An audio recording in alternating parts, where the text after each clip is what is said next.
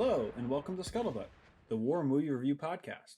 We're happy to have you with us as we take a look at films from the dawn of cinema to today. We aim to provide a raw and unapologetic review of each film's cinematography, historical accuracy, and delivery. In the process of analysis, certain details will be revealed. These spoilers are only divulged to ensure a fair assessment of each film. We head into the spring of 1945 this week with Peter Thorwarth's 2023 World War II epic Blood and Gold. As always, I'm joined by Mike A. Yes. Mike B. Yep. And Nate. Hello. So guys, what'd you think? Yeah. Yeah. It was a fucking End podcast. yeah. Yeah. It's just a fucking waste of time. Like, it was so bad. It's so bad. And I'm yeah. Okay. Should someone go first, or are we all just like? Well, jumping I in will here? say this. Happy October. We wanted to do horror films this month, but we didn't want to bombard people with horror films, so we just decided to start it with a really bad film. this is a horror film. That's horrible for us to watch. That was the Exactly. strategy. Okay, I Yes, didn't know that, yeah. so I went into Well, this. I went into this thinking this was going to be like Wolfenstein or something, Oh. and it was very different than that. But still, it wasn't. Where's the doesn't mean- castle? Yeah, it Where is the wasn't any good. castle? It's still got Nazis, but not the ones you expect. Yeah. Fucking Yeah, it stupid. was. I mean, like, I'll jump into it. I mean, I'm the one who picked this, but I wanted to get out of the way. It was. You can tell very easily when marketing is on a movie. It's like, okay, what am I in for? Now, sometimes it's elusive and it's not exactly what you're looking for. They kind of say like this one thing and it leads to another. But you can just tell from the font, the advertising, everything what this is going to be. And the only thing I think I didn't get from it was that it was all in German, which I was actually like, whoa, okay, cool. Because I didn't watch. I try to watch these things with no trailers, no nothing, unless I can help it. It's a German film. I just hit play, dude. Oh. It was Blood and Gold. I'm like, this is going to be a nasty. The credits movie. are All in right, German, let's go. but okay. Yeah, like I mean, I knew that. I mean, like, I hit play, and it's like, Well, you knew more than the guy that watched Reveille. right, yeah. Look, we can at least turn on subtitles. So anyway, it's fine. It's like 4 buttons but- on every screen. Yeah, but I mean, like, it just was. It was really funny to see, just like, oh, it's in German, okay, and then it opened up immediately to the first scene, and I'm like, okay, this is exactly what I expected. This is what we're gonna get.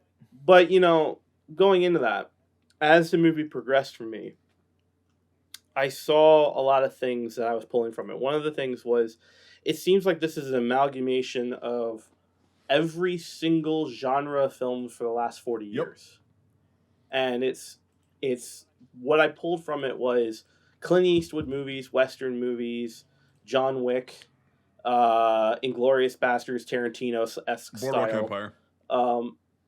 Yeah, Boardwalk. Yeah, right. For Face. Yeah. the half-face guy. Kelly's Heroes for Gold, or any other Western movie of that kind of era. And then it's like, it just seemed to be just taking every single thing and just shoving it into an era. And as a movie to watch without giving a fuck what the hell happens, it's entertaining. If you are watching this and trying to follow along, it is miserable. And I mean, I should know that from a movie that's called Blood and Gold, but still, it's the same. I'm expecting the same thing when we eventually do Sisu or whatever. It's like, I know that's going to be the same thing. And I was gonna, if you don't mind me going, Yeah. I was thinking while when this started, I'm like, oh, it's going to be one of these, and I'm just kind of so sick of like movies like what's that, Sisu or Sisu? Sisu. Yeah, it's like Sisu. it's like World War II, but John Wick or a Western, and Inglourious Basterds was the kind of the thing that kicked that off. It's like it's World War II, but it's a Western, and this is the same thing. It's like someone wanted to make a Western, and that's what it is. I mean, it's got all the tropes in there. It's got the music. It's a Western, but it's in World War II. Well, I mean, I think the other part of it is like I had a very Tarantino. Thank you. I was gonna say that. Like feeling to it, because I mean, like, Oh yeah, the it's got thing that is in there. that Well, it had the Western feeling. I'm not disagreeing because I said The that at the top. It's graphics, like, the names, the presentation. Yeah, I know exactly Yeah. what you're but saying. but it's the type of music too. I mean, like, but it's shoved. But you have to say, like, it's everything shoved into that era. So all the music is based off of German 1940s music.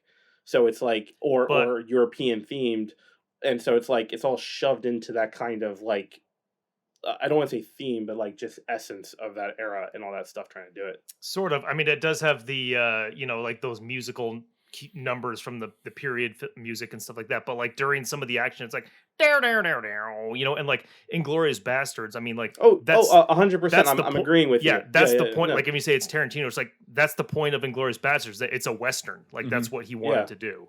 No, And no, 100%. yeah, so And it's it's just, like, yeah, I get sick of this kind of thing, and like I don't know, this bombastic stuff, that's like T-34 and things like that, but this trend has only just started in the last 5 to 6 years. I mean, this wasn't like really a thing because it's following the John, because this is where John Wick plays into this. You have Mhm. gratuitous violence and action, hand to hand combat, speed up, slow Yeah, down of the takes and killing shots, machine and protagonist. Yeah. it trying to be all in one take or close to one take. I mean, and I'll let Brian go after this. Is that I see the attempt of good cinematography. I see, and it actually is good Mhm. cinematography. Actually, there's a lot to it. Has a lot of that Western cinematography, old film vibes. It's really really great. It's just I I understand what it's trying to do, and I appreciate what it's trying to do, but it's the writing and other aspects that's just like, okay, this was just a check mark, and this was a check mark, and this was a check mark, and this was a check mark for 2020 film, and just check mark all the way down the list, and it's just like, okay, cool, but it it other than it being impressive cinematography and maybe stunt coordination, it's a total like what is going on. I didn't know what this was about. You had said that you wanted to do Halloween stuff for October, and when this came up as a suggestion, I had not heard of this. I had not seen it on, floating around on Netflix or anything.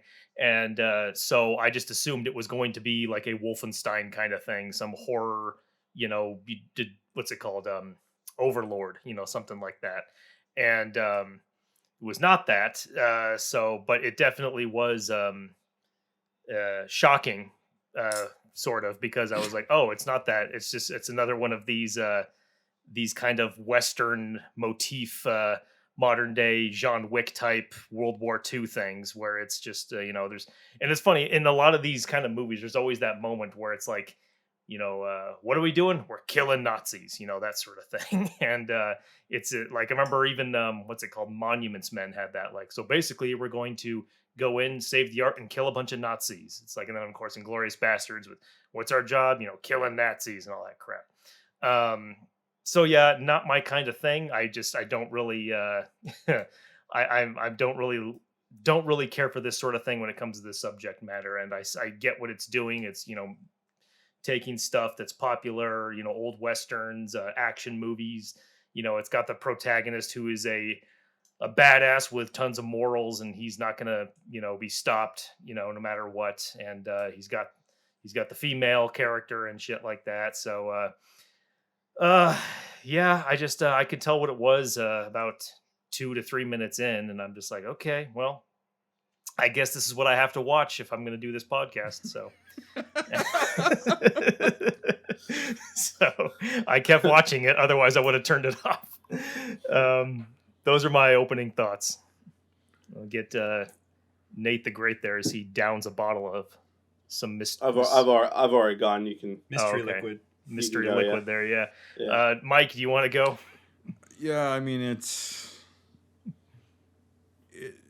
I was very demoralized about 2 minutes in, like you were. Yes, you were. I messaged Nate. I said, I don't know if I can fucking do this. You messaged me too. Yeah, and I was just like, I just this is so fucking bad, and it didn't get any worse, but it definitely didn't get better. And so I was watching this, and it was a very tough watch. I did turn a lot of the shit off, like the historical accuracy shit, but I still have it in my brain, so we can talk about it. But like, just the actual movie itself, like the writing and the acting, not good. And the acting wasn't. I'll just say this: the acting to me wasn't that terrible, but I understand what you I mean. completely disagree, and we definitely get into that. And We can jump into it. Once.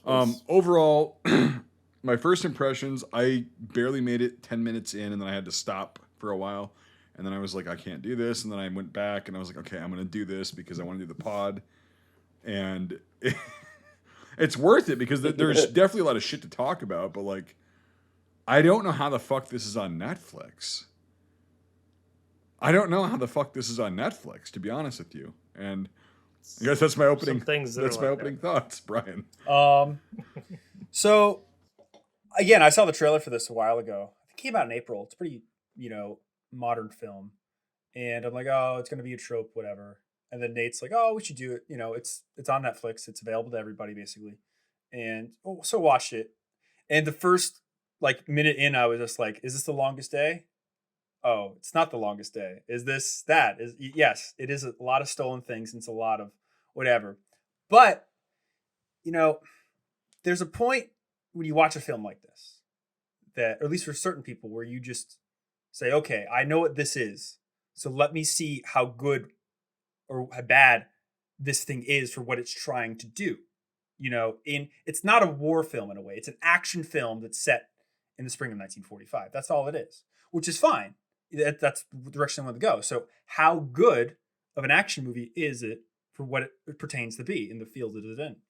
And they do some interesting things. In my mind, this is really an homage to the 1970s era of bad B action films, like the original Inglourious Bastards, where you have just, crazy shit happening because you want crazy shit to happen. Like you said, Michael, let's kill Nazis just to kill Nazis. So it's almost like a take on the Quentin Tarantino version of, the 70s films he watched. And that being said, it's interesting, it's a really good, bad film. It's not like The Room where you're just like, this is so bad, I have to see what happens. It's like, I know what's happening here, but let's see how good they want to stay, in that genre that they're attempting to do.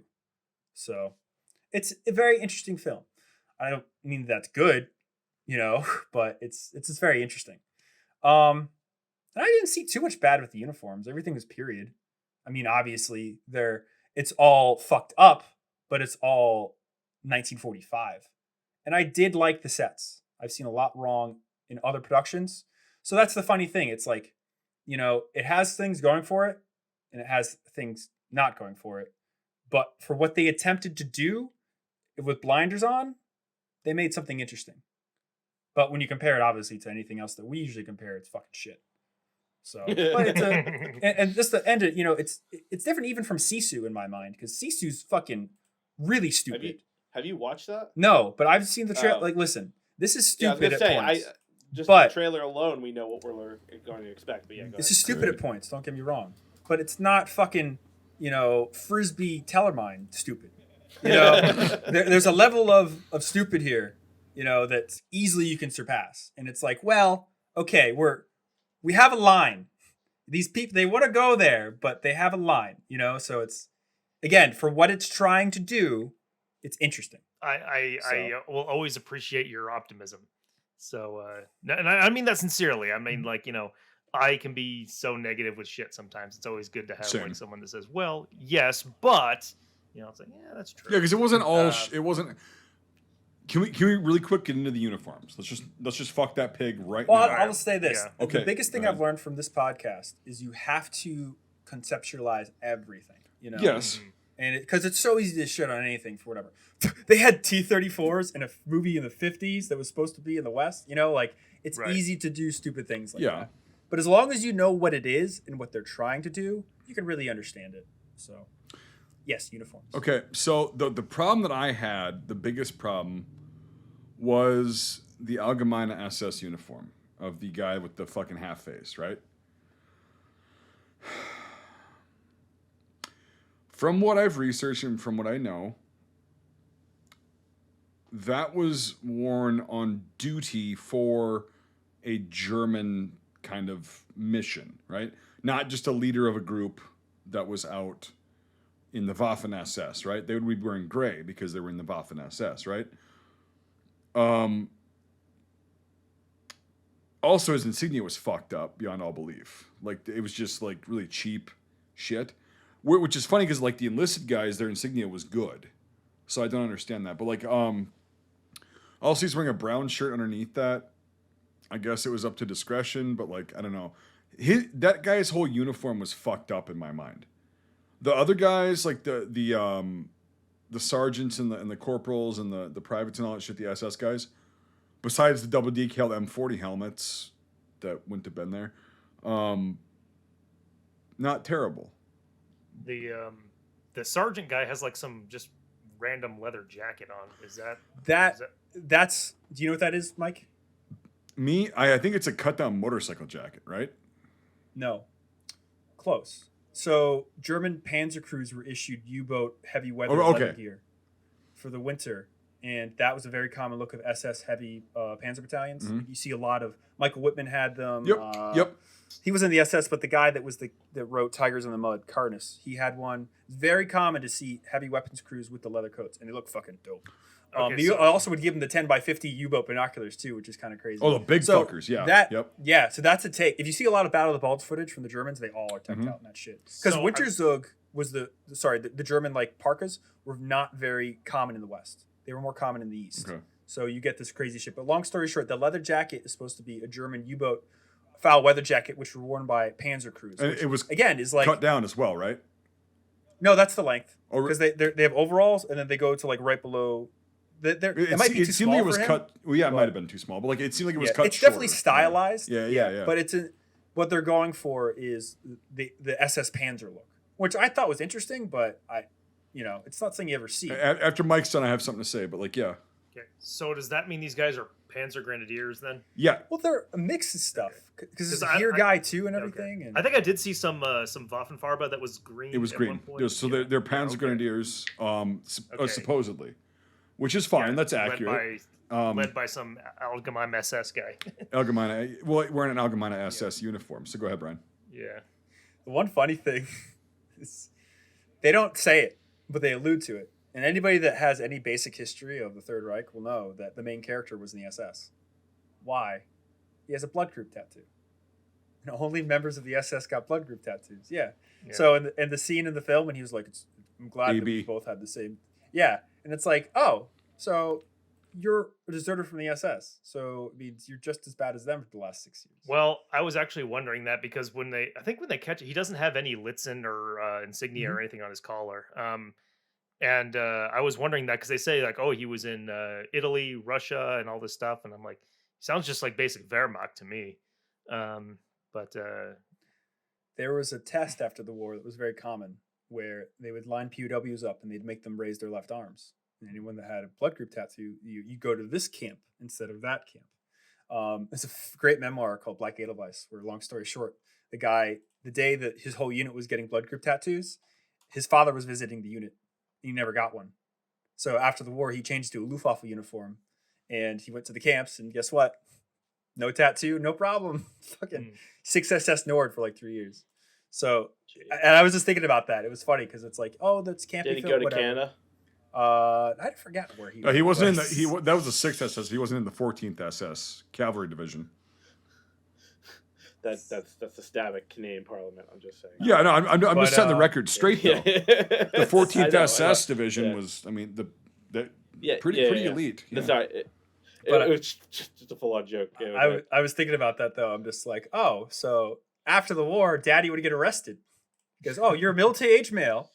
After the war, what's on your left arm, buddy? Like that means only one thing. So I thought that was kind of interesting. That'd have been a hilarious like twist to the ending.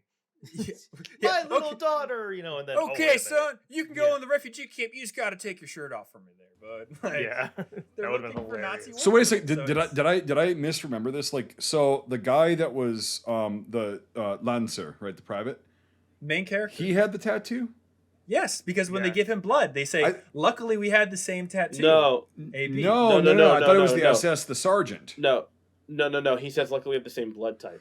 He doesn't. But say the sergeant tattoo. It was what I remember. The sergeant had the tattoo. They never show a tattoo. Okay, I'm pretty sure I saw one on the Lancer. I'll double check. I can look it up, but I'm pretty because there's no other place that a German soldier has his blood group marked. No, I know, Not on but your dog here's the thing: is the tags, SS sergeant? not on your- Yeah, I know, and like, Yes. so he might not like. Okay, we can discuss that. Like, how the fuck if I'm correct, and I remember this correctly, in the SS sergeant, He's says got a big gothic AB. right, but like if the Lancer does not have that, how the fuck would he He's know? not.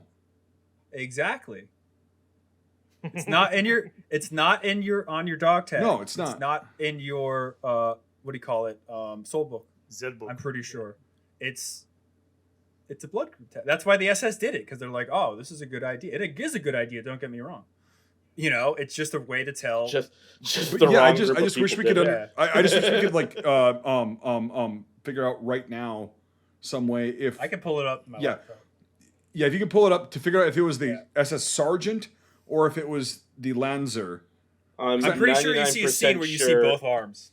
I'm 99% sure. I'm 99% sure as well, and so that's another little point of contention if that is correct what we're saying. Like, Yeah. how the fuck would he know his blood type? I'm 'Cause pretty sure. Let me see. AB is a very very rare blood type. I will say, Mike A's been waiting very patiently.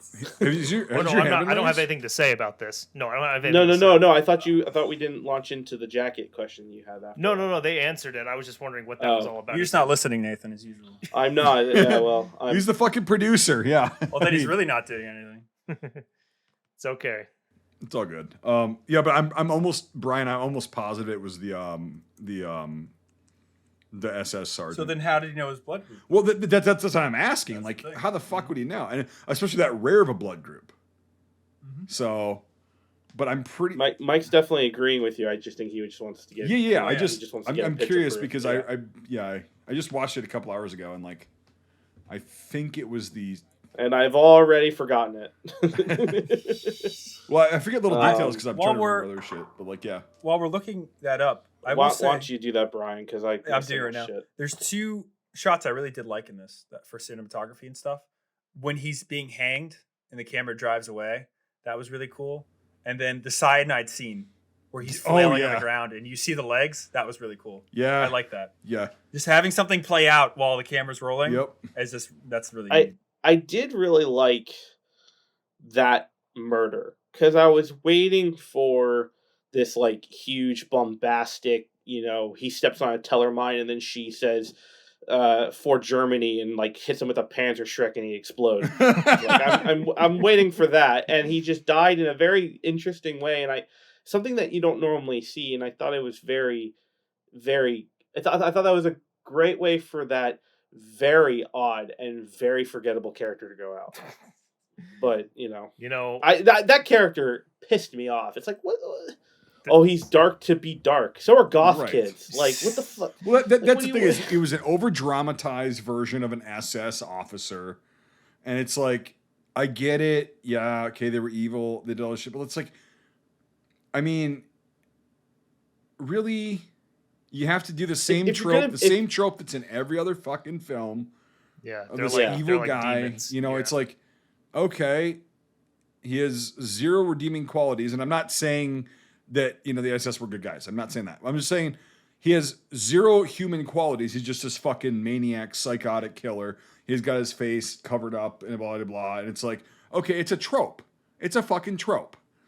It's an amalgamation of like 3 or 4 different characters from different movies, and it's all negative.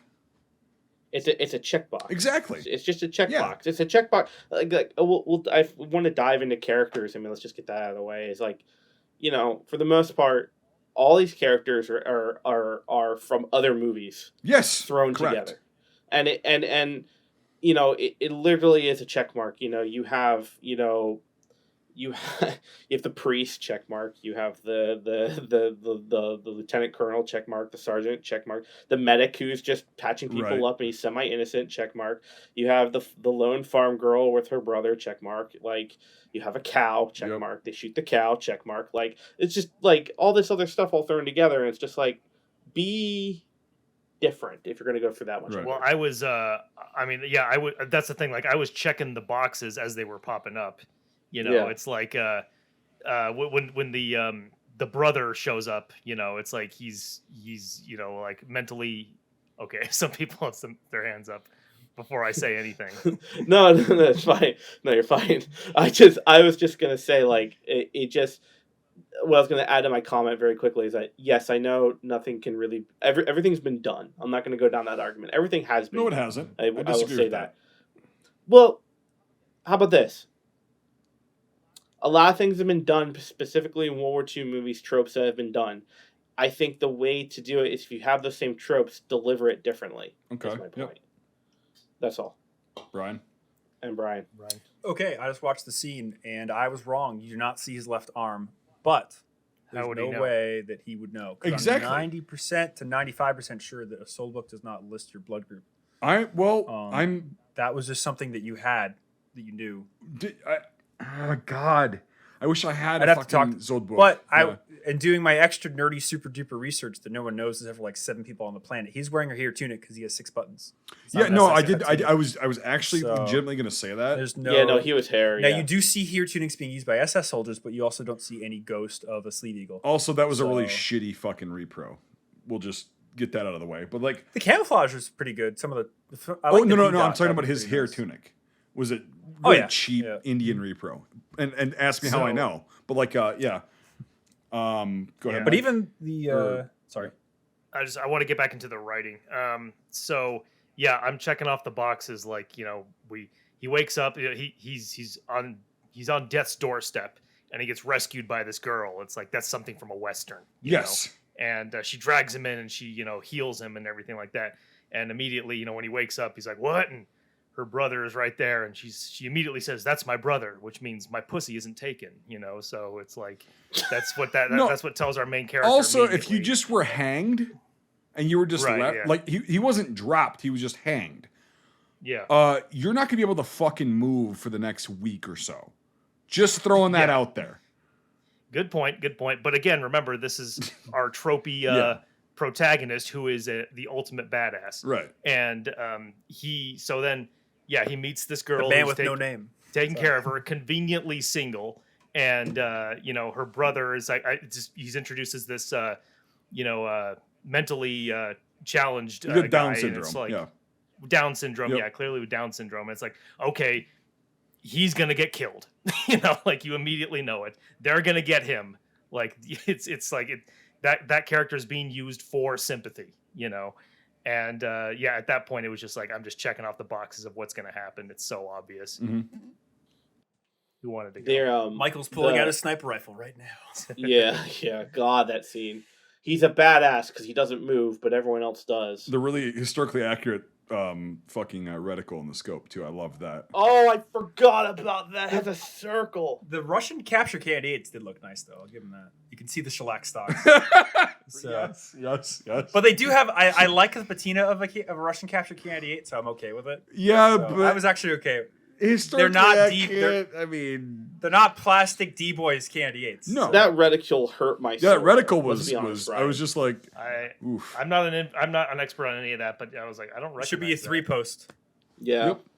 No circle dot like it's ACOG Call of Duty, okay? Like, Or what the fuck are the new ones called? Yeah. there's no marijuana plant leaves on this sniper rifle, okay? You can't have that. Like, oh my god. I mean, like, I again, like, to comment on your cinematography comment, Brian, like, I saw a lot of great shots, a lot of one take kind of fakery shots. Not 1917 one take shots, but speed up, slow down combat shots. They definitely had to slow and speed that up Jackie Chan style. I mean, John Wick does the same thing, but I mean, it's very interesting to see it in when you are constantly looking for it. CG was, yeah.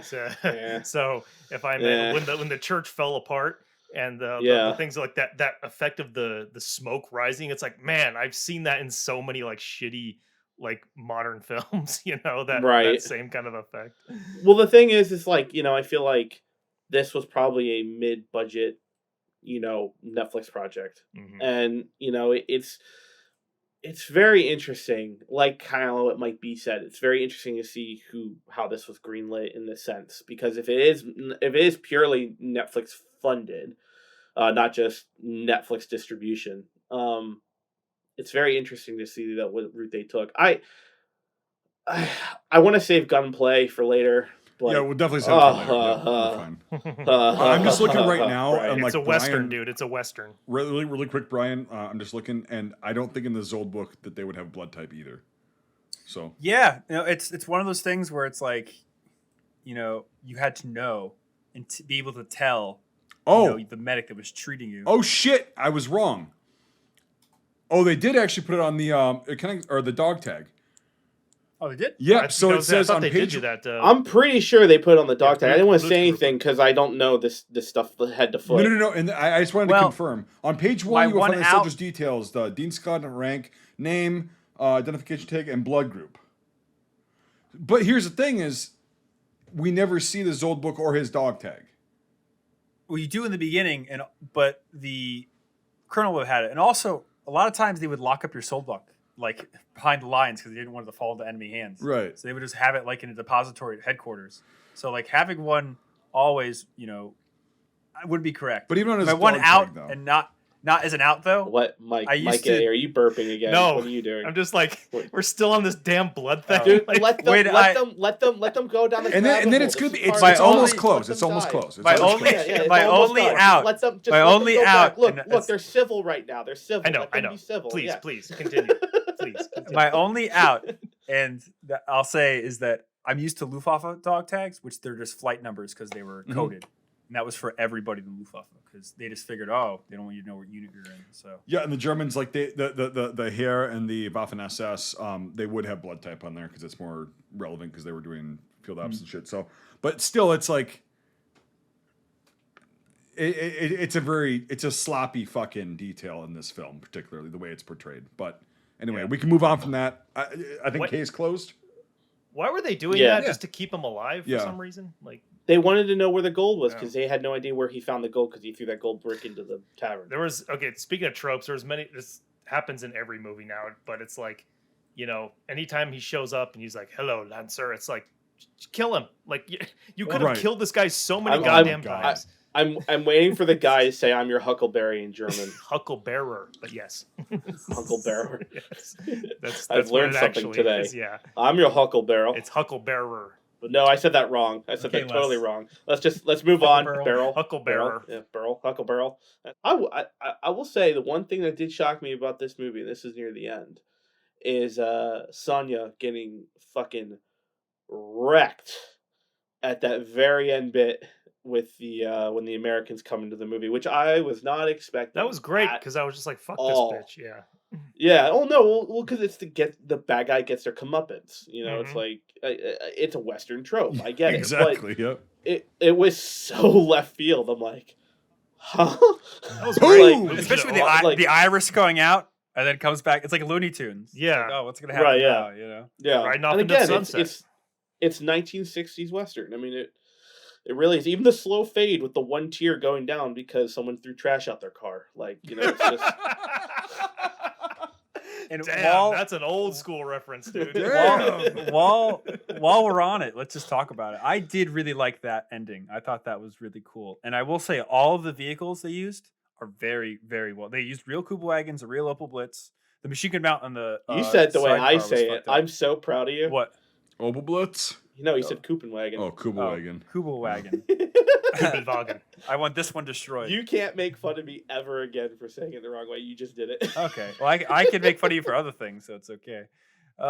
Jeep, 100% real. It had some little fucked up things, but it looks great. The Sherman, 100% real. M8, 100% real. The fucking ambulance in the background, 100% real. Like, that's just about $500,000 in American vehicles right there. Like, that is very impressive for any film. So that was really cool to see. But no, I really liked that we have is it the 92nd? The Buffalo Soldiers show up? Yeah, and they were never in fucking Germany in World War II. Yeah, they're from they're in Italy, dude. They were totally in Italy, but the fucking movie is about all this random shit. Who cares? I was not expecting. I had a feeling that you might see the Americans, but I would have lost a fucking bet. It's like the 92nd will go over the hill.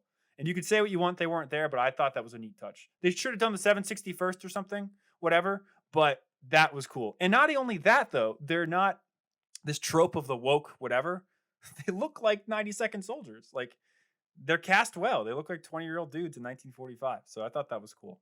The one thing I was going to say was, what's the movie the Miracle of Santa Anna or whatever. Dude, that- no, Oh. yeah, by Spike Lee, yeah, Yeah, I what hate that what movie. unit is That's that? 92nd. based off of? 92nd. Yeah, Yeah. same one. Okay, I figured. Okay, terrible Double movie, check. but yeah, I've heard that. I've never seen oh, it. it's so We'll have bad. to do it I'm eventually. waiting to Some parts of it, waste my time. some so you parts of don't it have feel to. kind of like this, honestly, like you Hmm. know. Shooting a guy at work. Yeah. Well, like Brian, you've seen it? Yeah, I hate it. Yeah, it sucks. The, He's very hard to understand. Like The Five Bloods too is a really bad film. I Yeah. hate Spike Lee as a filmmaker, dude. So you said that before on the podcast. You I do know. hate him. Yes, I do Oh, hate yeah. him, and I'll I continue to hate him. I respect him, and he does have some good insights because I've watched some stuff from him. But We got to add to the Mike A lore about how he hates the Dutch and he also hates Spike. I hate Do the the Right Dutch. I Thing hate is pretty Spike good. Lee. Do the Right Thing. That was like his first film. Yeah. Isn't Ackerman has some Dutch though? What's that? Isn't I am Dutch. Yeah, that's the irony. That's the you hate yourself. I have some Dutch in me as well. Yeah, I do hate myself. Oh God. No, Dude, I but hate myself every day, so it's fine. Yep. Yeah. but no, Spike Lee can go fuck himself.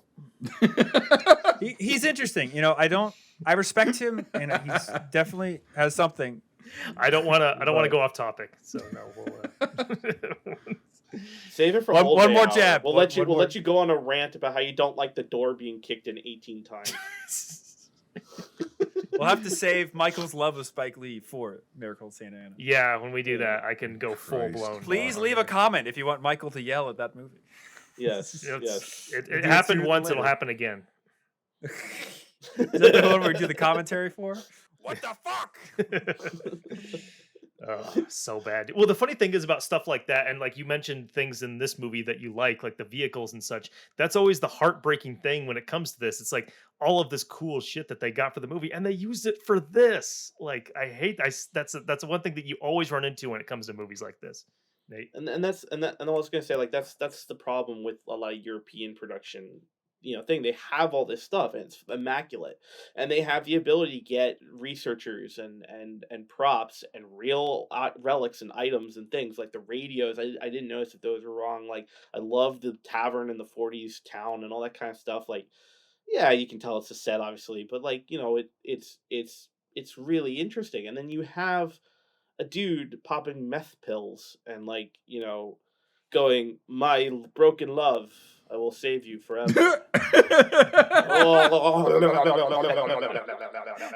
Like, it's just like, what are we Get a doing? soundbite of that, please. The room is actually really. I was like, as he's dying, I'm like, that room is really well put together. It is. It was. I agree. I know. Yeah, that's the 'Cause heartbreaking thing Because about I these give movies. nothing about any of these characters whatsoever. I mean, I will say this, and I'll let Brian go. I will say this. I would watch this 1,000 times before I watch Hyena Road again. Mm.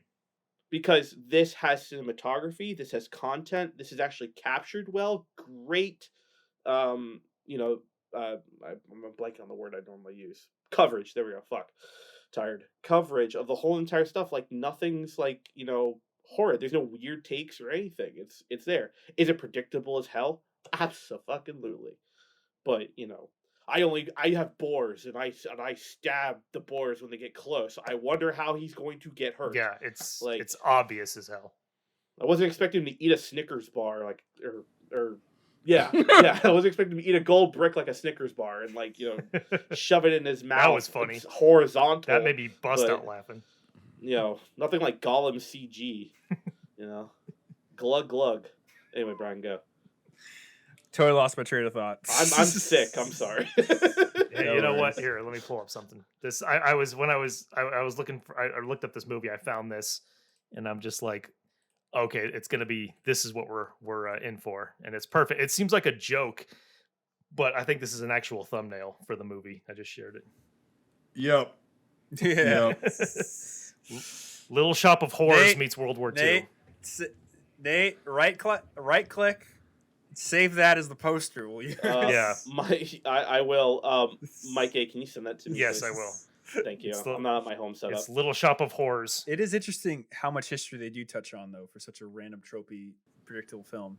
I mean, they touch on the Crystal Knocked, in a way. Mhm. You never really see that Yeah. touched on. And you also get touched on, like, the German euthanasia program for certain, individuals. So I totally didn't Pervitin. expect that at all. Well, yeah, Perverton as well. Yeah. But like those two things you don't see at all in films, and it was interesting how they tried to kind of like weave it into the narrative. Yeah. Yep. Did you Well, Quasimodo Last Stand is pretty significant. So, did you guys see like look up the director at all, or No. he hasn't done like shit. He's mostly a writer. That But explains why. what he's famous for is a film. Damn. Michael might have seen it. It's called The Wave, and it's from 2008, and it's about this German high school teacher that's trying to teach his kids like about Nazi Germany. Yes, and he does the whole and thing with the wave, with the strength through discipline, strength through unity. Yeah. Yes, I have That's seen a pretty that, good film actually. Yeah, for it's a what true it is. story. Oh, really? Oh, he Yeah. wrote that. Mhm. He's the writer that he won a bunch of awards for that. So that's kind of like his. Yeah, it's a his true peak. story from the something. It happened in the 1960s, I think. Oh, really? Yeah. Interesting. Huh. That's actually a very good film. I enjoyed I'm it. gonna look up the cinematographer. It's been 10 years since for I've this seen as it, well. but yeah. So he really hasn't made a lot, and I really feel like he sat down during COVID and was like, "What movie am I gonna watch today? Oh, that's cool. What movie am I gonna watch? Oh, that's cool. Hey, why don't we just throw this all into one?" Yup. And then Yep. here you go. I mean, it's Well, a lot It's of even written. It's even written like A the lot of- tropes. Like that's the thing. You know, it's like the dialogue, the writing. It's all like you said. It's not just cinematically. It's writing. it's like a worse version of Jojo Rabbit. It's like it's on that spectrum. It's like between Jojo Rabbit, Dead Snow, and Inglourious Bastards. It's like this very strange. No, you no, know. no. We don't talk about Dead Snow. I We don't love talk Dead about Snow. that. Nah, you. I think that one's coming What? this October, dude. See, Dead Snow's fucking great. Dead Snow is when I was 18 years old getting my first hand job. Okay, like Dude, it's not a good movie. That is the It's hell of a terrible. comparison, man. dude, I don't know. Listen, I'm sorry that Nathan, happened to you. You have the right to be wrong. It's fine, But I don't. You can say what you want about the film, but the fucking mini chainsaw scene is pretty funny. When they're in the shed. It's been Anybody literally can live like 20 No, it's 2008, 15 2009, yeah. It's been 15 years. Since Then they came out with a second one, and it's like, oh my god. But Did you ever see Nazis at the Center of the Earth? no, Oh my god. I don't have to That- with a title like that. Oh, we should definitely do that one. Christmas commentary. You want to see Nerf guns? That's what that movie has. Let's just fucking do things killing. That sounds like a sci-fi original, dude. Thanks Killing. I don't remember that one. You guys ain't ever seen Things Killing? What year was that? Let's just I might watch have seen it. Rampage. Well, not a bad film actually. Yeah, he fucking like goes and has dinner with like lunch with a bunch of senior citizens with like covered in armor. That's a fucking strange movie, dude. Like, Yeah, it is. What movie is Tanks Killing? or Thanks whatever? Killing? Thanks Killing. Yeah. That's it. Wait, It's called like, Thanks what Killing. year? I don't know, Oh. 2008 or 9 or I don't know. It was Okay, I'll take a look. I'm trying to find the cinematographer, and I'm like failing to find it. it's not good. 2007. No. For Blood and Gold, Mark Achenbach. one more time. Achenbach. That's German. Ah. Yeah. Yeah. Not Dutch. What the So most fuck? Dutch names are like correspond to a region, because mine does. I wonder if yours does. So, You from a part of Holland? no, I'm sorry. I was unrelated. I was looking up Thanks Killing, and the poster of this it's a work of art. Here, I got to Dude, Share it. it's we back when like in 2010, my buddies and I would just we'd buy like 2 Dirty 30s of Keystone Light, and we would sit. Oh, Oh, shut up. We would Oh. sit and we would just drink our asses off and watch like Thanks Killing and shit like that over and over again. And in the fall. oh my God! I have seen this. starring Turkey. Oh, I have killed this from the recesses of my Gobble mind. gobble, Oh my God. motherfucker. Is this one of Yeah. those movies where you thought it was a fever dream or something? Yeah. and It's then you realize it's amazing. real. It's Yeah, it's definitely got a cult the following. the first line in the fucking It's like the Big Lebowski, to quote a meme we do. Warning: boobs Yeah. in the first second. Yes, exactly, Time, yeah. exactly. Good. And the first line in this It had to be a fucking double film D. is "Nice tits, bitch." That's literally the first line in the film. Isn't she like a porn star? I don't know, I- like- if I remember think I saw this correctly, in I think Sunday that's what it was. Yeah. Anyway, The So yeah, the movie. God, that was definitely a detour. I'm trying to think what else of this wonderful movie. Oh, so I'll say this: the cyanide scene was greatly shot, and also I think very well acted. Because as far as I know, that's pretty much what happens when you ingest cyanide, the foaming of the mouth and everything else. So From what I've heard, yeah. Even with Yeah. his extra insert hole in his mouth here, yeah. just so you could fucking see it. Oh, yeah, it was so You can stupid. suck 2 dicks at once. Woo! That's a How do you know she transferred it? How, like, What? how could he not know that something was like was being a inserted transaction into his I don't in know. his own a mouth? transaction. I've done my fair share of making out, and if some bitch fucking spit a cyanide capsule or any fucking kind of pill into my mouth, I'd be like, Or a Jolly Rancher. Like Maybe- that's what that is. It's like you're eating a Jolly Rancher. It's like a piece of Wait, glass, that- so yeah.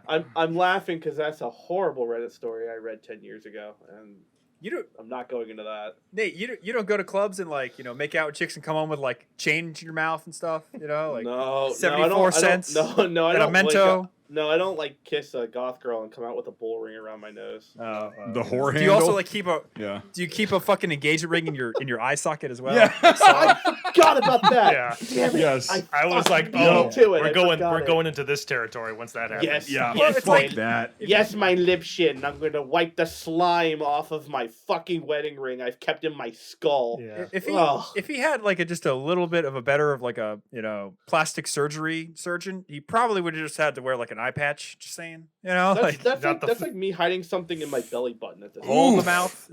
Like, Stinky. Like, hold on my lip shin. Oh, God. Oh, it's like Dr. Lipschitz on the Rugrats. He doesn't know what the fuck he's doing. Yeah. Oh my Oh god, my I haven't thought God. of that in forever. Oh my god! How did we all? I don't know if Brian. 1-800 lip shit. I thought of it. Do you remember that? yes. I'm not being a dick. I generally I don't know if you because like look. Okay, I'm gonna be. Do you I'm remember gonna 9/11, Nathan? be- No, fuck you.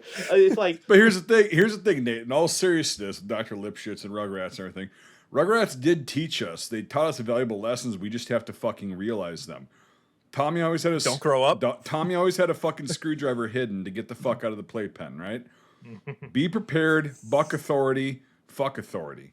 Like just don't do it. Hey man, if you don't have sharpened screwdrivers, then are you really a Rugrat? Be a Tommy, not a Chucky. Yeah. yeah, Chucky's a fucking Hey nut. Chucky, it's me, the monster underneath your bed. Why don't you come out here? I got some candy for you. Yeah. God. Anyway, Oh, okay, we're Christ. fucking okay. So This is what happens when a movie is bad. I'm sorry, everyone. we're talking about Dr. Lipschitz, and then we went to fucking Michael hates the Dutch. Yeah, that's not new. Yeah. he hates himself. So we'll just say that. Yes. Just come out and say that. Yeah. But I know something that made me very sad.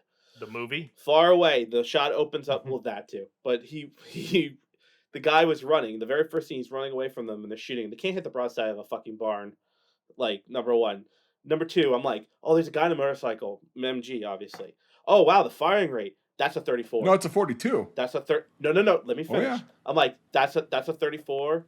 That's a 34. And then That's a you see it. 34. Gets up close, 42. And I'm like, God damn I it." know, I thought the same thing.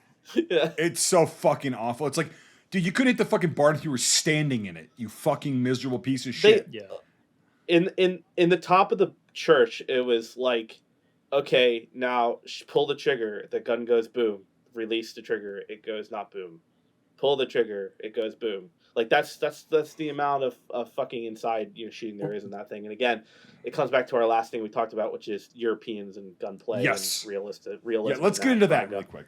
They, After they Brian. were shooting blanks though at points. There Yes, was they that were. one cool scene. But the It's- church was not. So No, but there was one scene. He was in the church and they're shooting upstairs or something, and you see the side shot of the MP40. And I hadn't seen this before. You see the charging handle go back and forth, and I can't think of a film where you see a side shot of a machine gun working, and I'm like, that's pretty cool, I think not that I'm calling you out. I think the other film that did that okay, I thought was 12th Man. Am I wrong?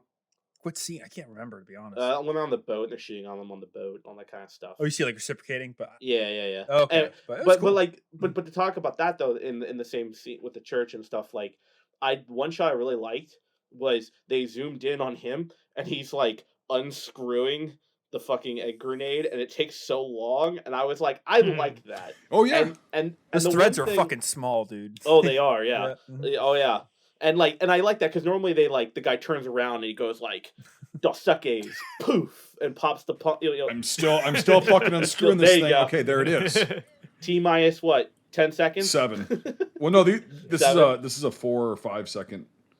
Yeah. It's the color of the Are those fuse. the repros I sent you when you were getting? No, stuff I for bought Reveille? these for Reveille. Those are from I FJ know. Work. That's the ones I sent to Brian, and then Brian. Sent Yeah. From the That's guy. the guy. Yeah. He's from Massachusetts. He's Yeah, great. he's Those were awesome. cool. Oh, these are It's his- these are stellar. I'm probably not selling these. Those are fucking cool. No, they're yeah. awesome. No. But yeah, they're but seriously, awesome. like, I love the tan watch ones. this. 1, 2, 3, 4. I'm working at it 5, too. 6. And you're Okay, already dead. got it. 8. No, it's a fucking bitch. Yeah. But yeah. here's the thing: is And, it's like- safer than a fucking M24. Stick. You know? Okay. Yeah. Nate, start counting. Ready? Yep. 1, 1, 2. Yeah, 2, 3. Yeah. That's why I marked 2 is Right. You know, Yeah. But I forgot the Germans made such good shit. Everything's amazing. You know, it's so good. The gas is great. The guns are great. The grenades work. Oh yeah. No. Yeah. It But, fucking like- screw something to use everything. But I really liked that. And then the other thing I will say, yes, he slowly crawls while she's being choked out. Yeah. And the tension is so intense and whatever. And then he shoves a gold brick in his mouth. At least they make it so that the rest of the movie, after he got the shrapnel, he wasn't a badass anymore. He still was, but he's just hurt. Like, yeah. well, yes, he is a badass, but like, how many movies have we watched where the guy's like got shrapnel into his thigh halfway Yeah. through his leg, and then he's still doing kung fu? The worst example of that, I don't know if it was intentional or not, is in Starship Troopers, where just people get like stabbed Well, through the chest and they're just like they're fine. Well, What? That's I an mean, amazing No, film. it is, but like, okay, look, we don't talk I'm not shit talking. about Nate, fucking I love the Starship movie. Troopers. I love the movie. Your hand is a weapon. I love the Yeah, movie. yeah, but yeah. like Denise Richards gets like stabbed through the fucking shoulder at the end, yeah, and then she's just walking away with her arms around her friends, like, isn't this great? You know, it's like you got stabbed through the shoulder. Well, and this film was really bad about a guy. Like, so okay, even so, when he had that fucking piece of whatever the fuck it was stuck in his fucking femur, you're not gonna be walking, dude. Yeah, they do. I mean, he is walking. Well, he's being he's helped. not- I know. Yeah, but like I'm not trying to be pedantic. I'm just saying like the shot coverage of it does at least show a significant Okay, I'll agree with you on that. decline. Is one that's all Yep. I'm saying. I know it's bullshit. He wouldn't be No, moving it's- at all. Same The way way you describe same way when he the way got you described it is good because it does actually show something like he's slower. But Yeah. Brian. and then he gets shot again, and he's really slow. It's not like, oh yes, I have taken an 8mm round to the chest, and I am still moving. Yes, like Then you it's know. adrenochrome for the SS sergeant, and then he's better. That injury is almost like to the point where you leave it in, you know? Like I was thinking that. I was thinking like, you know, there's certain injuries where you literally taking it out does more damage until you know, because there's so much shit in that part of your leg, and it's that strafing scene was so fucking Yeah. strange. Right? Like, Yeah. two P-51 show up, fire like 100 rounds, and then take off. Well, It's like, cool. I know people that live through strafing. Like, no, they come around and around, like, you know, these guys are bored. There's no Luftwaffe anymore, so just fucking fly around and shoot shit. You know, like blow up a train, blow up this. Whatever. It's fun. What was the first thing that you said? Oh yeah, the whole like leave it in sort of thing. Have you seen the movie Blue Ruin? Yes, that's a great movie. Yeah. When he Great gets movie. the arrow in his thigh and he's trying to pull it out with the pliers and he can't do it. Oh. Yeah, and then like he has to just force himself to be hospitalized, and then later when he gets shot, he's like, "Damn, that's not nearly as bad as the arrow." So yeah, right? Right. yeah, That's a great movie. it is. It's a really good Who's movie. in that movie? It's an independent. Nobody. It's an independent film. It's like 2007, 2008. A Buzz from Home Alone is in it. I know that. That's a really crazy film. I should rewatch that. That's like just up there with The Road. So good. But yeah, that's the only character I remember. I was like, oh yeah, that's Buzz from Toy Story. Yeah. Yeah. Sorry. Being a jerk. Sorry. It's okay. No, that's funny, dude. That's funny. Slow down with those types of jokes, guys. Don't be an ass. Yeah. Just walking into that, so no, that's good. But no, it's Watch but like Blue Ruin. leaving that fucking thing in. Get tin snips or something, because like unless you're, dude, because you've got your fucking quads. It's a huge muscle on your femur, right? On the outside or the top side of your femur. That fucking thing, that wound that they created, that would have cut through the entire fucking muscle. There's no way. There's no way he's walking. Probably ever again at that time. And it's like, okay, well, he's slowing down. It's like, again, Europeans, the gunplay was horse shit. And the wounds were like, fatal wounds were just treated as like, oh, I can just brush it off. Like the SS sergeant, he gets shot with a fucking shotgun, probably with buckshot, in the shoulder, and he's just moving his arm freely and shooting at them in the church. It's like, even if you were hit with birdshot, right? Your shoulders can be fucked up. You're not moving that fucking thing. Yeah, you're done. Those holes were like 22s. Peppercorn. Yeah. Right. I mean, like, you're fucked. You get hit in the shoulder with a shotgun at like 20 yards. You're not moving that arm probably maybe ever again, but like right now for sure you ever not. see a polka dot print? It's kind of like right, that. Exactly. You know? I always love. Yeah. Go ahead, Mike. I was just saying it was a clear shot that they portrayed dramatically in his fucking shoulder. Yeah. And then he's just like grabbing the MP40, which is a heavy fucking weapon, and he just whatever. Let's just go for it. No. I think Mike was gonna say something first. Yeah, Brian. this is real quick, but I do love in movies like this. Everyone just gets shot in the arm, like they don't get shot in the chest or anything until they get shot in the head. But until it's like time for the character to die. It's like, oh, it's just I guess everyone's just aiming for the arms and the legs, all the parts that that you can get away with in movies, even though you can still die from a wound like that. But go ahead, Brian. I did like the fucking, because I was like, motherfucker, because I have one and I know the weight of it. When the fucking dude is swinging the MP40 and hits him with it, it's like, that would hurt. Yeah, I was like, oh yeah. I hadn't thought. I mean, it sounds naive, but I hadn't thought about that, and I was like, oh, you could really get a lot of momentum with that thing, and like that's almost 10 pounds unloaded, and it's all metal. And the back piece of the tube is all milled. Yeah, yep, it's all milled steel. Solid. You can really get some momentum. It's like it's kind of like a blunt tomahawk if you think about it. Yeah, it is. That's exactly what it is. Yep. Yeah, that's even like I don't know. I was like an MP40 would, ow. Oh fuck! Ow. You're done. Yeah. At that, you get hit in the head with that thing. You're fucking way. toast. Yeah. Like, you're done. Easy to split a skull open. One thing I did notice though that I thought was interesting, just thinking back as we're talking, we only have one scene where there's a machine gun. The motorcycle? Yeah, which is very not what European films normally do. Yeah, you'd think they'd want 42 porn. Right, yeah. And there was some MP40s, but no MP44s, no nothing. Yeah. Or like Germany. I mean, like, and I'll just say this, and Brian can take it. It's like I understand that you should an STG-44 is not going to be in every single movie in late Berlin, but it's the trope that of all the tropes this movie does. I'm shocked that it doesn't have that. Brian. And that being said, it was refreshing to see K98s in a film and a lot used. Of them. Yes, exactly. Because you expect them all to have MP40s or whatever. Because that's the usual Hollywood, like Von Ryan's Express or something. Oh, since the fucking 50s, yeah. That's but the thing. To see K98s not only there, but used and shown that they suck. Because you can clearly tell when you're fighting against a dude who has an MP40 versus a K98. So that was cool to see. Yeah, they did do a really good job, and they were correct K98s, even though some of them were Russian captures. Yeah. But like, yeah, it's like that was good because, and like the protagonist, he's out there. We'll get into some shit that I fucking have a problem with, but like when they're out in the woods, right? He's holding a K98 because that's probably what he was fucking issued and he's used to, and I like that. I did like that feature of his character of like being out in the woods with a rifle he's familiar with. and not holding an MP40. Well, I mean, he's got an MP40 near him, but like he's holding a K98, and that was cool. And then, yeah, like all the most of the Waffen SS soldiers, like the one sergeant had an MP40, but like the other ones had K98s, and it's like that's what you're gonna see in a fucking rifle squad, you know? Yeah, go ahead. I have a question for you because I wasn't looking at it because I just expected to be in every movie. Was there low ready? Oh, there was a ton of it. Okay. It was mixed though. Like that, it didn't make any sense to me.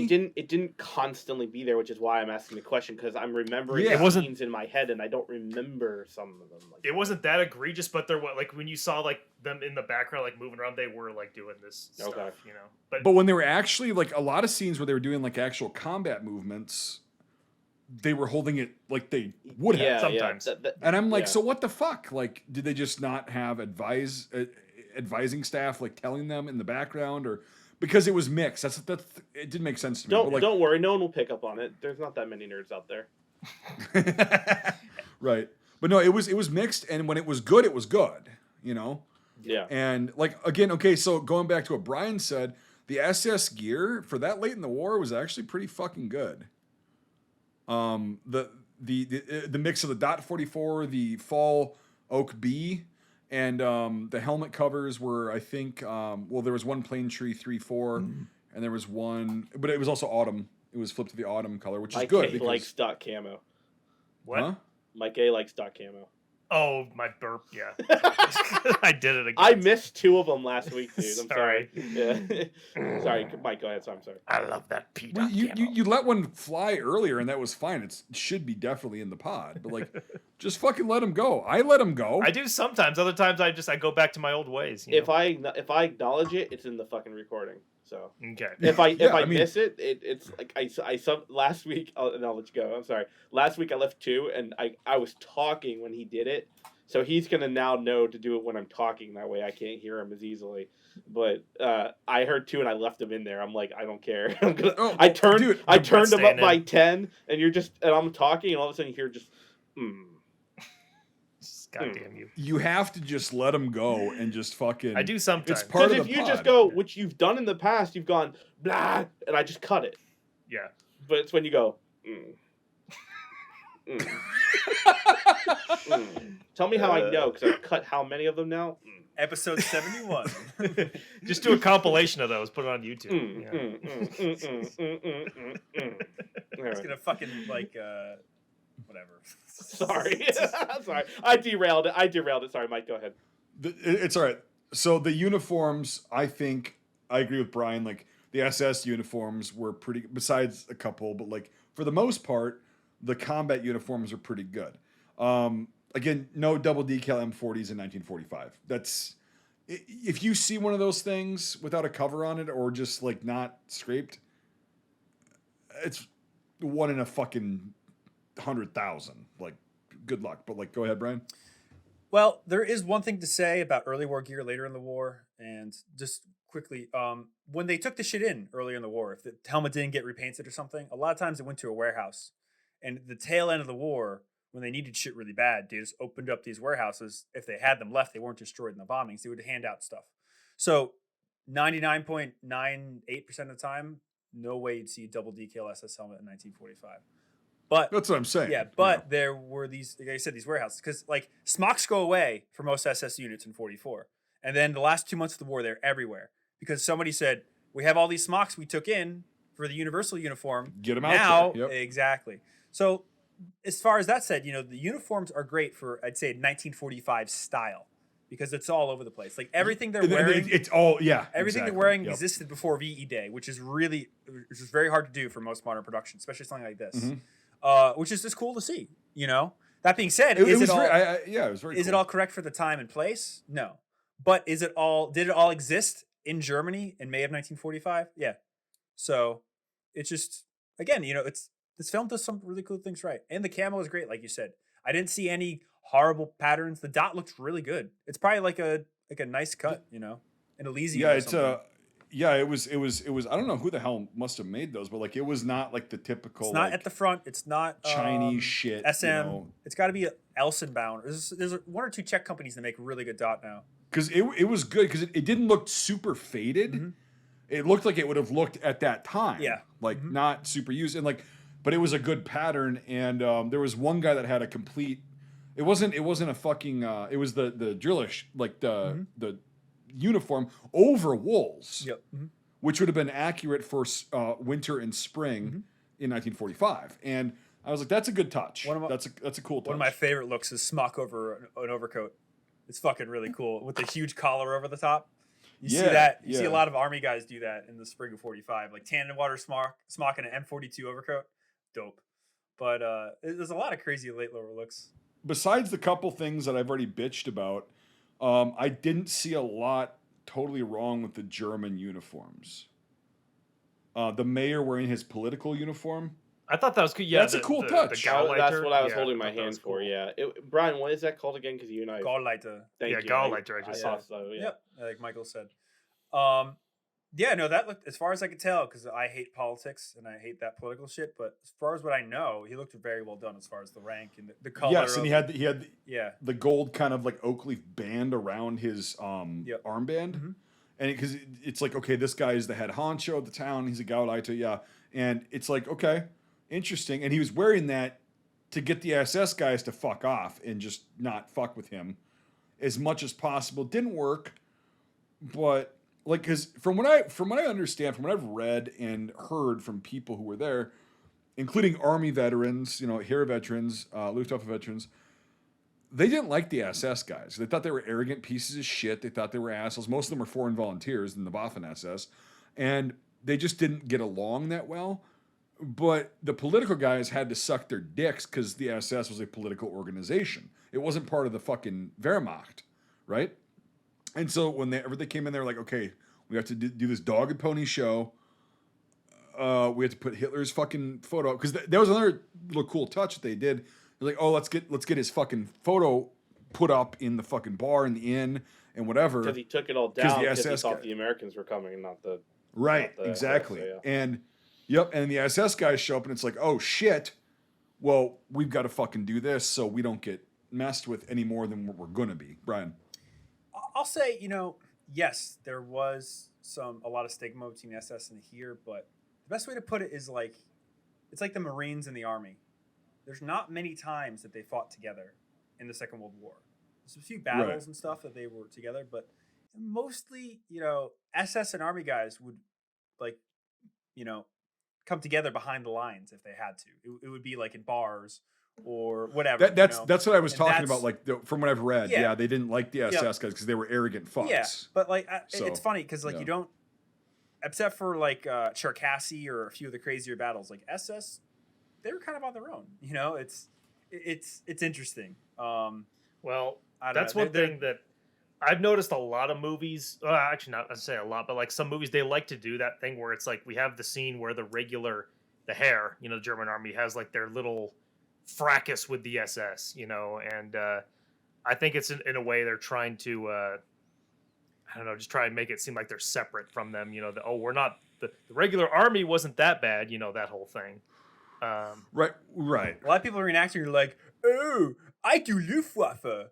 They didn't do any massacres. They fucking shot 300 people in Crete like the day after they took it. Like Falsternager guys are like, line up in this orchard, motherfucker.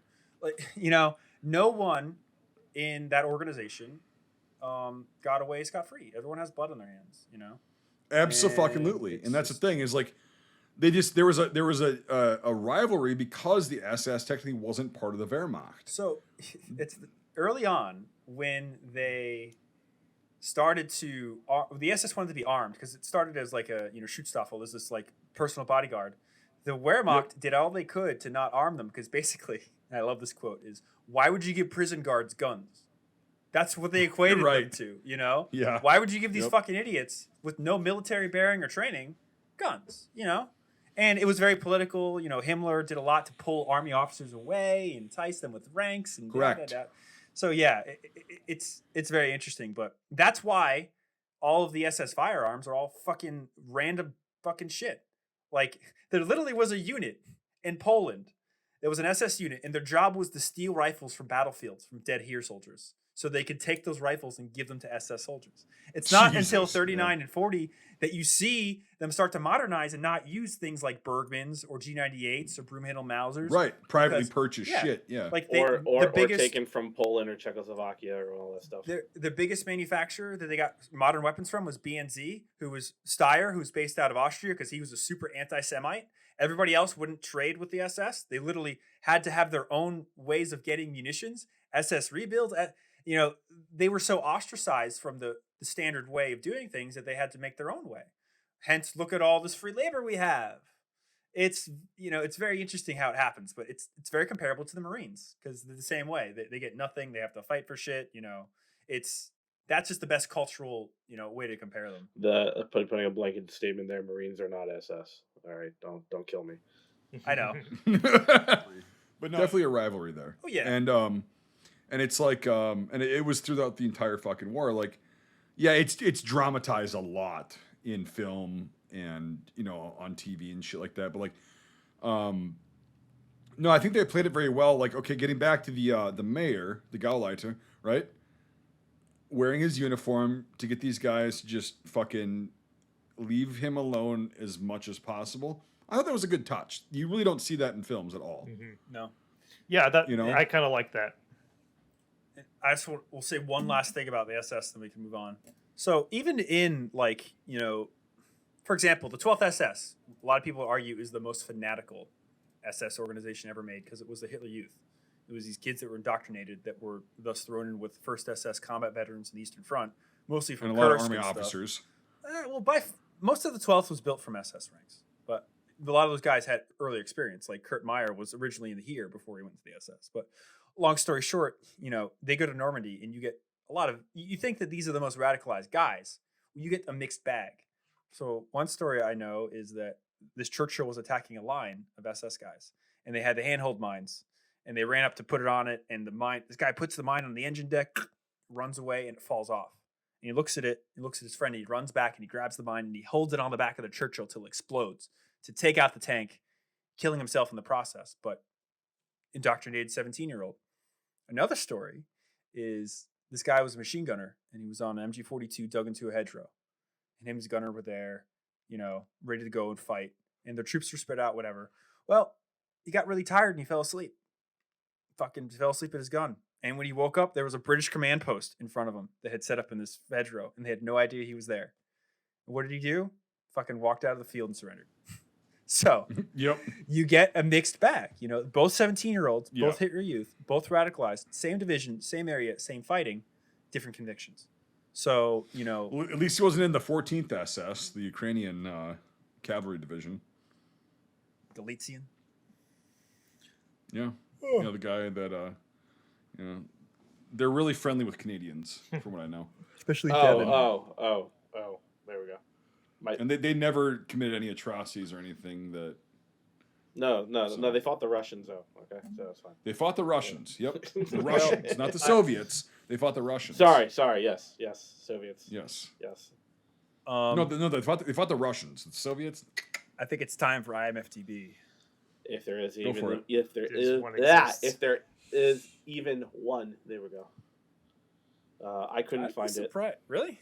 Yeah, Mike It is is- pretty good about finding it. I can't find it. I'm gonna try and look. When I can't find it, I ask you because it's happened like twice where I can't find it. You're like, it's right here, idiot. And I always say idiot, It's right here. It's right here. I am blowing that up to 20%. Blut und Gode, or however they would say it. Blut und Geld. Yeah, there's blood and bone, but there's no blood and gold. Yeah, I saw that one. I didn't see blood and gold. Well, it's pretty new. Do we want to so, do yeah. blood and bone? Yeah, let's just look at whatever the hell that is. It's like some boxing movie. We pretty much just real quick. P38, MP40s, K98s, Low turret.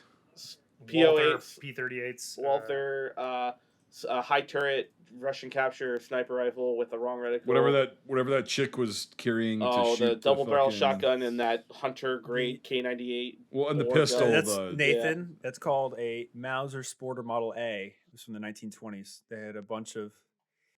They had a bunch of sporter variations of the Mauser that they built in the early 20s, and they were all under that like Mauser Model A or B series. They're actually beautiful rifles, but yes. So there is no IMFDB, correct? I think we've got everything. K98s, MP40s, MG42, P38, P08, 50 cal. Fucking yeah, M2HB. There was, yeah, actually. 75 millimeter Thompson, M1s, 37 M1 millimeter on the M1, M8. Yeah. Was there a carbine? We Brands. have to complete the normal. There was a trifecta. carbine, yes, Okay, there was. There you go. Absolutely. And a Colt 45 on the lieutenant for sure. So sweet Jesus.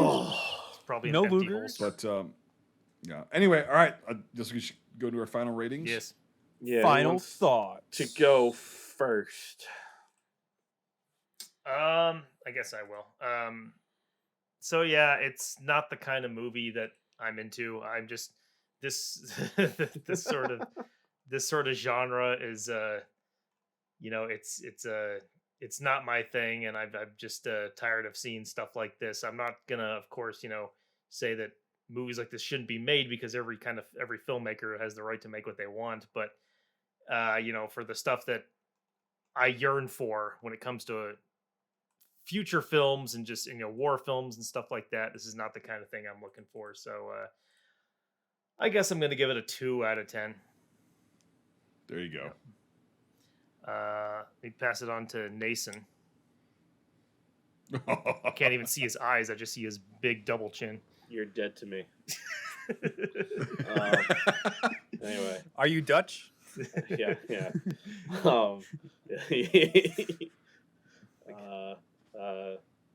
What was it? The movie, dumbass. No, I know that. You call me a dumbass. You call me call me a dumbass. Come I on. apologize. I love you. Take it back. Take it back. Take it back. Okay. So yeah, I mean, like everything I said before with the story, the characters, like just throw it out the window. It's not important. This is, I think, a really good movie to watch while you're multitasking. And I think if you need to turn something on and enjoy just kind of turning your brain off, which is, I believe, what I told Mike B to do when he was like, I don't know if I can do it, and I'm like, just doesn't work. Just turn it off and just laugh, because that's literally all you can do. When trauma happens, you just have to laugh. So it's just like. God, your travel must have been funny. What if you can get past that, then it's worth it. I think it's for the for watching another Tarantino-like-esque high school film. You can enjoy it, and I don't mean that as an insult, even though it sounds like an insult. It's really good. I like some of the aspects of the Tarantino Western style kind of thing. I think it's a very bold choice. Unfortunately, I think you needed more of a story to really kind of hold that in. And again, like Brian said earlier, it's like it's not taking itself seriously in a way, but it is. And I think that puts it way above Sisu. Again, I haven't seen it, but if my, film watching history tells me anything, Hulk flipping a teller mine into a head, is but bottle flipping a teller mine into a head is pretty bad. So I'm gonna give it a 5 out of 10 Screamo Gibsons. I'm gonna give it mercy. I liked it. I did. I could watch it again if I had to clean something. So. Please write that as a review for it. Yeah. Like, I can watch this if I have to clean never something. again? Never again then? Oh, is what you're saying? Oh, that's pretty good. Well, no, I mean, look, don't judge my piles of World War II behind me, okay? Like, that's all I ask. So, I have to live in my gremlin cave somewhere. Okay, yeah. This thing was, in my opinion, a flaming pile of dog shit.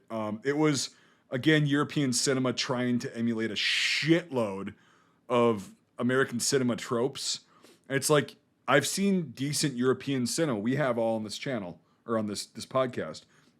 This was just lazy and not it. And I know you're trying to do something different, you think. And you're trying to do something that's going to be popular, and I understand that.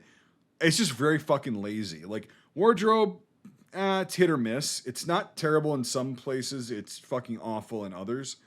The writing was horseshit, and I didn't think the acting was very strong at all. And again, the whole Western theme thing with the music and everything. It's like, yeah, you're trying to be Quentin Tarantino, and you're fucking not. Like, I'm not a big Tarantino fan, but he has my respect in his place in cinema, right? Don't try to fucking just rip that off and then put a bunch of other tropes and shit into a film, especially about World War II. It's like, again, there's no real substance to it. It's the plot line is Kelly's fucking heroes, right? It's like, okay, we gotta get the gold. They find out there's gold at the beginning, and then it's just a different kind of way to get there using all these other cinematic tropes from other films that have been, like we were talking about. And I thought it was very fucking lazy. We'll just put it that way. There were, however, a lot of really good shots, like Nate brought up. The cinematography was really good. Okay, I did like all the shots. The coverage, like he said, was really good. It wasn't shaky. It wasn't trying to. It was very consistent. We'll say it that way, right? High quality. And very high quality. And so for that, I'll give it a lot of credit. Again, about half the uniforms and the actions of the military personnel and civilians, really good. Half of it was just kind of shitty and lazy. Again, like I said. And I don't know why. That was not consistent. Cinematography was all that shit. And real quick, it definitely was a Western in the church shootout with headfirst jumping, diving, shooting him. Oh, fuck. And it was just, again, the wounds. Yeah, it was just a fucking...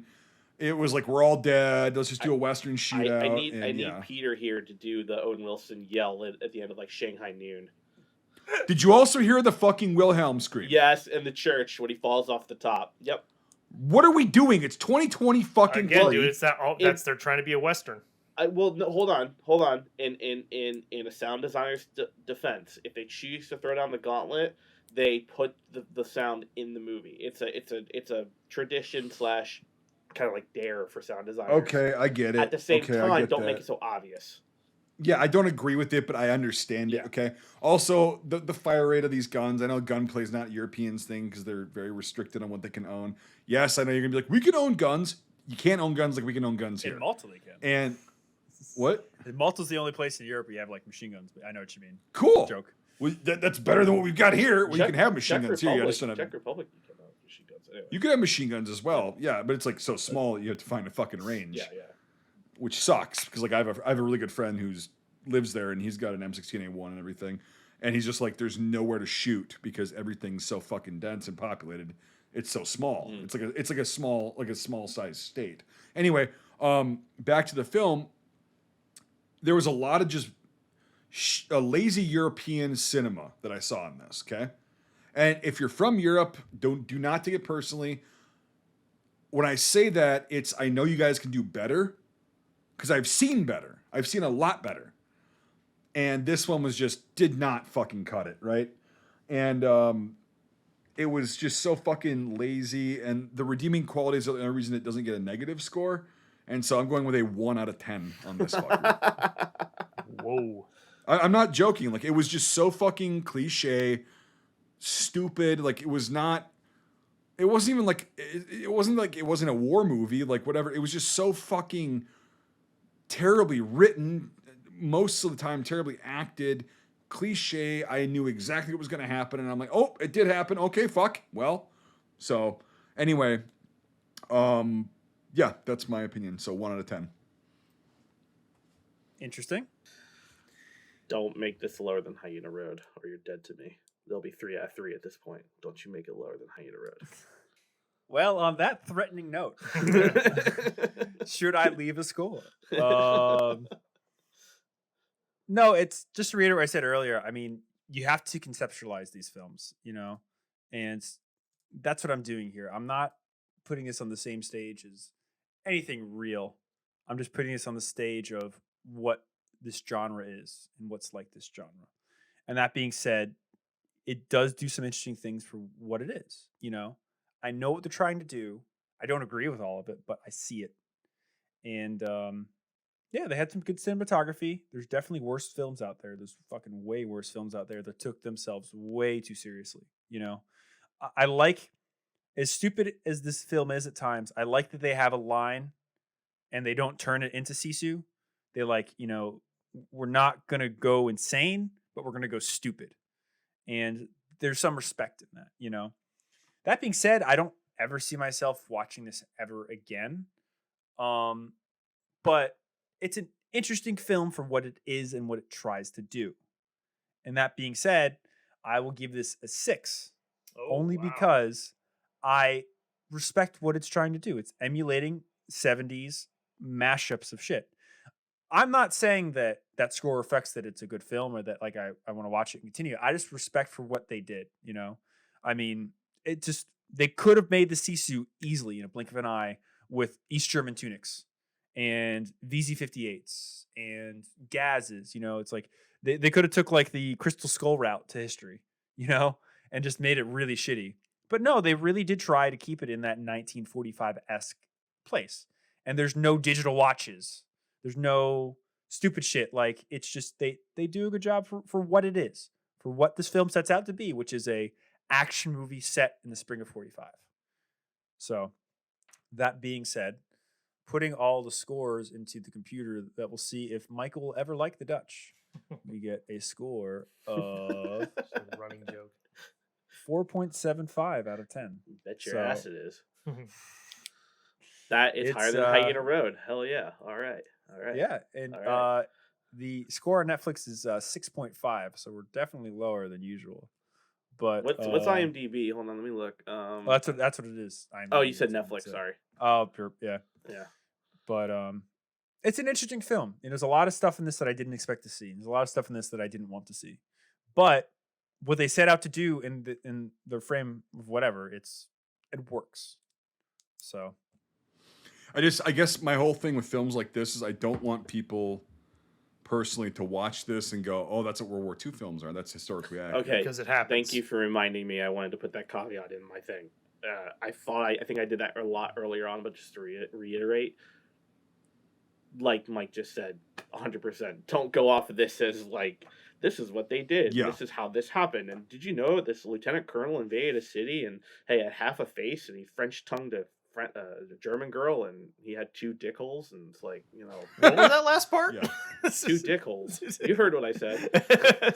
That's where I would be In his like, face. wait Yeah, a second. in his face. Yeah. remember over the summer where people were Googling, was Oppenheimer a real person? You know, Yeah, like, exactly. people Yeah. are What? fucking. What? You know that? Fucking stupid. Dude, What? people are fucking retarded. That's the thing. What? I think that's why my score might be the way it is, because I can turn that switch off and just be like, okay, this isn't this, this is that. So let's see what this is. This is a whole Yeah. another category. This is a whole another judgment category by itself. yeah, Yeah. because of what it is, it doesn't deserve to be on that podium. Like, and but that's it not, deserves a score. and that's not me saying like because Mike B and Mike A gave it lower scores than ours. That's not what I mean. Everyone has their own opinion and how they want to judge it. But like, for example, like Sisu is, and I'm just gonna go off of a hunch. I'm probably gonna have a Mike A, Mike B score because it's just like Brian keeps saying, it's so insane. Now maybe that's the highest points in the trailer, and there's nothing else. But if I know anything of a movie like that, there's more ridiculous things on top of more ridiculous things, and it's an entertainment thing. Just like how I watch John Wick is entertainment. I want to watch my historical films to be engrossed or jumped in or think of a story or whatever. It's like this doesn't do that. This just lets me clean. So Well, yeah, and basically what I judge a lot of these films on is what I just said. It's like, because I do know that some people will watch and it makes our job as people who actually understand and know history a little bit harder to like talk to people about, because they go, "Oh, I saw that in a movie, and this is what this did," and it's like, well, that's not actually accurate. Yeah. It's entertainment. Yes, I get that. It's fine in that respect. But a lot of these films, people will actually take it to heart and think it's gospel, and that I have a huge problem with. well, I mean, for example, SBR taught me that the MG42s are all in the bunkers on Omaha. not. So I mean, Correct. Yep. God, you guys just use that as. I mean, when I went to Normandy, I remember Yeah, seeing yeah, all yeah. the huge observation bunkers down the Did coast. you know that every single gun on the Omaha used Beach to- was an MG42? In the You know, Schnabel stand, yeah. Yeah, yeah. I used to hear. I heard that they used to call them big pillboxes cyclones. Because they had the one big slit in the front. That's a new one. Yeah, because I just fucking made it up. But I've heard stuff like that. Yeah, I remember I bet. heard a guy once say that the remnants of the Mulberry Harbor were German sea obstacles. And, No. Yeah, and I'm just like, I was in a hospital earlier this year, as most of you guys know, for a procedure. And when I was there, I just asked people, like, do you know who Audie Murphy is? Not one person knew who Audie Murphy was. And this is people in their 20s and their 30s, professionals, you know, doctors, nurses, whatever. People you think that might be read or well read or something in some way, shape, or form, knowing the most decorated U.S. servicemen in the Second World War. Audie what? Nobody knew. So as much as this does muddle the message as far as what the war was really like versus what it's not, unfortunately, most of the population is so far removed from the events that Correct. even if they didn't see something like this, they'd still think that, you know, it's World War II was a certain way. So Oh, absolutely. It's a very personal thing, especially having my YouTube channel and like dealing with comments all the time and trying to like educate people in a nice way. It's a very personal thing. I get very frustrated very easily with that shit because I'm just like, fuck, you know, like I appreciate the interest, but don't try to argue with me about what you saw in a film being historically accurate when you A, are new to the fucking topic, and B, it's not correct. And that's the thing is like there's a lot of shit, really quick, Yeah. Mike. There's a lot of shit. I admit this frequently on the podcast that I do not know because you can't physically fucking know everything. One person cannot know everything about everything. You've got your little niches that you know about and whatever. But when I don't know, I'll admit that. You know, it's like, okay, cool. But I just when I try to teach people about history, I try to teach the most correct version that I've researched and that I've known over the years. And I don't want to say I don't ever, but like I try not to come at it from a position of authority. I try to go, here's what I know. This is what I've researched. Here's what you can look this up and whatever. If I'm incorrect, please research that and tell me how I'm incorrect, and we'll have a conversation about that. Don't just say, no, I saw it in a movie, or I saw it on TV, or I saw this in an article, and therefore it's gospel. Because all four of us here know that there's a lot of shit that's not correct out there. And I guess it's a really personal kind of, I don't know, crusade, I guess I'm on, that like I want to teach people about what I do know as accurately as possible, and I want it to be portrayed as accurately as possible. So, yes, I am very biased when it comes to shit like this film. Brian? the best way to sum it up is history is a debate. At the end of the day, you bring your research, they bring their research, and thus you argue. And whoever has the more corresponding research thus wins. You know, that's all Sure, it but is here's at the the end of the day. Yep. Sorry. And if one thing we ran into this year was, what is an expert? You know, someone that self-proclaims that they claim to know things, or the person that reads every single fucking literature narrative out there about some specific event, like 40 or 50 books. So who holds the real keys? You know, that's why, again, Well, here's the history thing is a debate, you know? Yeah, and if somebody comes, they approach me with a subject that I know about or I know a little about or whatever, and they're well read and they're educated and they can actually articulate their point. Because again, this is the YouTube comments that I'm talking about. They can articulate their point, going, "Hey, I've done this, this, and this research. I figured out this, this, and this. This is what I have, and I don't think you're correct." I go, "Okay, at least you came prepared." If you say, "No, in Saving Private Ryan, these bunkers were this way, therefore that's how it fucking was," that frustrates me. That's the kind of shit I'm talking about. I don't mind having a debate with people about history as long as there's actually substance to the debate. You know what I mean? Absolutely. Go ahead. No, I was agreeing with you, but it was to jump off your point. We faced this year with some certain individuals that thought they knew what the facts were when they obviously were just making gross assumptions about a certain event. So again, history is a debate. You know, what you have to do is shut the fuck up and read everything. everything you possibly can about something until you can't find anything else to find about that when you're frantically looking for more of that information to put into it. Hence, I read 15 books in the last month about one battle. There's nothing else to read about this battle. So you have come to the end's length of something to research. Thus, now you know everything. Because there's always that book. There's always that nugget. There's always that something that's out there that's going to change your narrative, and it's going to change their narrative as well, you know? So just looking for that. Sifting through that shit, finding the crumbs, and building your understanding of that past. Well, you know? What I want to say is that one of the great, and I've said this before, but one of the greatest things you can do is to admit you don't know. Admit I don't know that. And most of the time you'll find out. If you try, because this happens a lot too, where someone will say something stupid and you'll try and challenge them, and they'll stick to it. Like, no, it's this and that's it. But it's like, if you generally say I don't know, and you open up your surrender your ego, let yourself be open to learning, you will know. So that's one of the greatest things that I have come to discover. And it's funny though, with movies like this, and they could Coen Brothers this fucking thing, with this is based on a true story at the beginning, and a lot of people wouldn't be any the wiser. Right. That's the tragedy about stuff like this, and I'm waiting for that to happen. It's funny. I remember the first draft of Saving Private Ryan that was written in 1994. I read it one time, and it opens with, in the script, it opens with, "This is a true story." It doesn't say based. It says this is a true story, which it's not. It's inspired by the Nyland brothers, which most people know.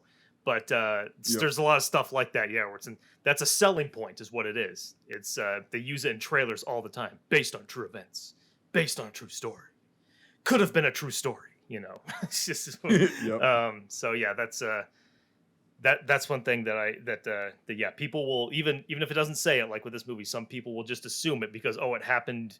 It's all the setting is a historical thing. Could have happened in Sacramento Valley in 1987. Who knows? Yep. Well, on that note, I think we've really killed this film. So, as always, thank you guys for your time, and let's go kill some fucking Nazis. See you guys next week. Thanks for joining us. If you enjoyed this episode, make sure to leave a rating. Otherwise, Mel Gibson won't stop screaming. If you like this content, make sure to check out our Facebook, YouTube, and Instagram pages. If you want to directly support our work, make sure to check out our Patreon. All these links are in the description below. Until the next time, Scuttlebutt out.